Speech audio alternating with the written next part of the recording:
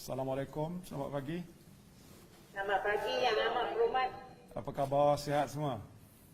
Baik, terima kasih. Oh, nampak dah berdiri tegap, masih boleh tegap diri lagi. Dah berapa lama dah bekerja daripada sejak awal lagi tu?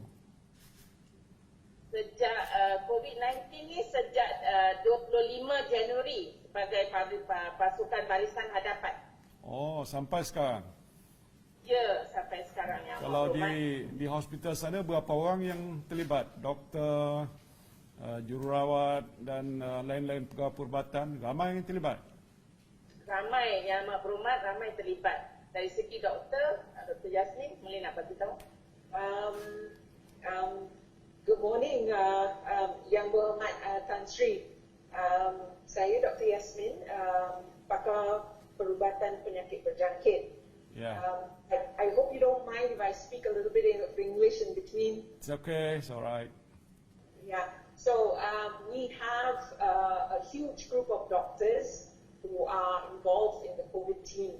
Yeah. As you know, Hospital Sungai Buloh has been accredited as the only one of the main hospitals who houses no one but COVID infections and suspected patients. Yeah. And we have a group of 4 consultants of ID physicians who are all infectious disease physicians, and also have our fellowship doctors, about 6 to 7 of them who have joined us. And on top of that, the entire country has actually sent representatives from other hospitals to help us out as well. So we have about, I think, 500 to 600 doctors who are actually currently in the COVID team. There's a lot of number. Yes, That's Yang a big Amat number. Berhormat. Yeah. Well, let me first and foremost express my greatest appreciation. I must say a big thank you to all of you. I think you represent those so-called unsung heroes who have been working so hard from day one until now, and I've been informed non-stop, day and night. I think this is one of the biggest sacrifices that you have made for the nation, for obvious reason. And I must say that I must thank you from the bottom of my heart, because what has been happening since this COVID-19 started until now is a very serious matter. It is about health, it's about the future of our country, it is about safeguarding our people, and I think you are the frontliners. And I must say you have done a great job, and you have taken all the risks which not many people are able or willing to do so. And what is happening today is because of what we have done. I must say that we have achieved a great success in way, though COVID has not been over yet, but I've seen the graph dipping and the curve is going down, and of course it is all because of the hard work that you all have been doing. Of course, it's a combined effort of everybody, and this is something that we all owe to you.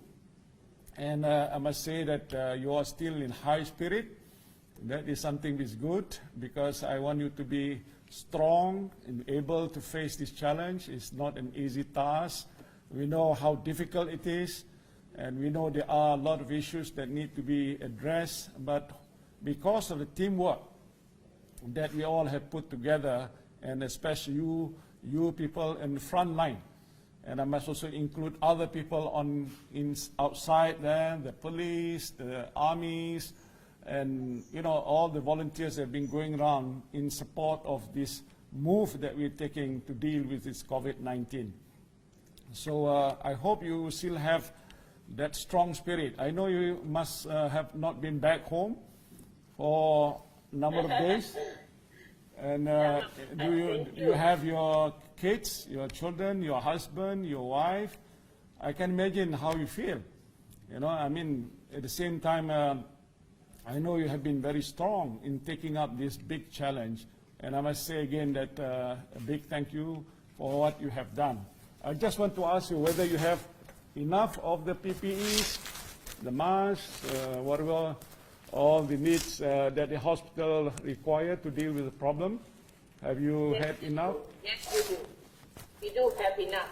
We do have enough, Yang Mahkamah Tan Sri. We do. So that's one thing good. And one of the areas that we look into, of course, is the supplies of the PPEs, the ventilators, the masks, and of course, the medicine that you require to make sure that our people come back and recover from the problems of COVID. So this is something which is, I think, is important. But any of you here have been back home, meeting with your families? Yes. Kat belakang tu? Yes, Dengar? we all. Yes, we have. Yes, we have. We all back home. Okay. We work in shifts, Honorable Prime Minister. We actually work in shifts. The doctors, the consultants work on a passive call basis. So few calls at a stretch, but we do go home to our family. All this is not possible without the great interaction between the nursing team as well as the doctors team. But everyone actually has a shift system that they work by. So the doctors work on a 12-hourly to 8-hourly shifts. Okay. And nurses have their standard shift system as well, which is 8-hourly. And we understand that this is actually a very unique situation. The country has never had this before. Actually, this is a global problem. Yeah. And rest, I think, although it's at the back of our, is the last thing that we always think of, but I think it's very important to keep them motivated all the time. So they do actually get rests after their shift system. I think that since we all practice social distancing, we do ensure that they leave the hospital and go home.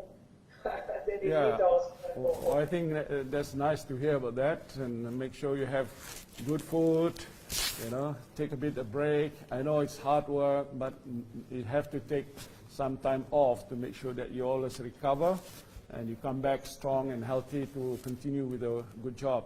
The report that we have been receiving to say that Malaysia's way of dealing with COVID-19 seemingly is among so-called the best in the world.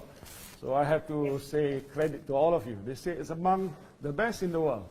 Though it is, so it is a credit, for all the effort that we have put in, that people recognize the job of every one of us here to manage the situation.